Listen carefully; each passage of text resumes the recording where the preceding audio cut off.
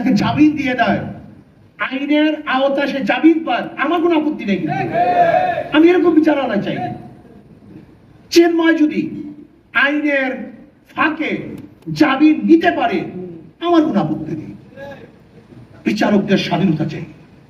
একটা ভালো দেশ, ভালো কান্ট্রি, এর সবচেয়ে বড় মানদণ্ড কি?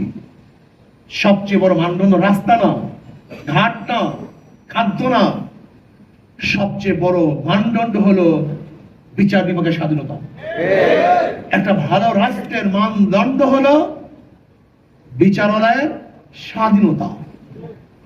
আমি চাই বিচারকরা স্বাধীনভাবে বিচার করবে। আমি চাই আমার ব্যবসায়ীরাও স্বাধীনভাবে ব্যবসা করবে। আমি চাই আমার শ্রমিকরা স্বাধীনভাবে শ্রম দিবে এবং মালিকরা ন্যায্য প্রাপ্তি তাদেরকে যথাযথ টাইমে প্রদান করবে। কেন আন্দোলন করতে হবে, সংগ্রাম করতে হবে আমার টাকার জন্য? নবী আলাইহিস সালাতু ওয়াস সালাম বলেছেন, শ্রমিকদের ঘাম শুকাবার আগে তার প্রাপ্তি দিয়ে দাও।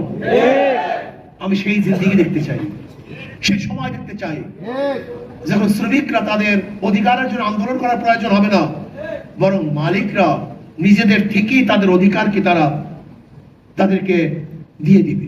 সেই দিন আমি দেখতে চাই।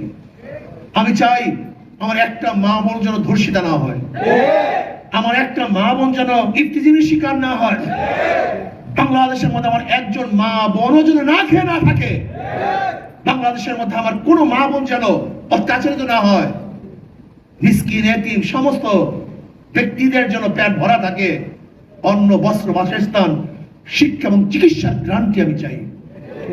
আমি কি চাই? আমি চাই এদেশের প্রত্যেকটা মুসলমান ধর্ম পালন করবে, হিন্দু বৌদ্ধ খ্রিস্টান নির্বিঘ্নে তারা তাদের ধর্ম পালন করবে, কেউ বাধা দিবে না। আমি কি চাই? আমি চাই এদেশের প্রত্যেকটা মানুষ যেন সুখে শান্তিতে বসবাস করতে পারে, সেরকম একটা দেশ আমরা চাই। আমি কি চাই?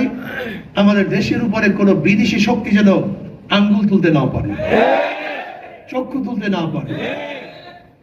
যদি কেউ তুলতে চায়, সম্মিলিত ভাবে ঐক্যবদ্ধ ভাবে প্রতিহত করবে ইনশাআল্লাহ। আমরা ঐক্যতা চাই, জাতির ঐক্যতা চাই। যেরকম জাতি ঐক্য হওয়ার কারণেই ফ্যাসিস্টের বিরুদ্ধে আন্দোলনে সাকসেস হয়েছিলাম, আজকেও যদি দেশের কল্যাণে আমরা ঐক্য থাকি, তাহলে ইনশাআল্লাহ দেশকে কেউ ধ্বংস করতে পারবে না।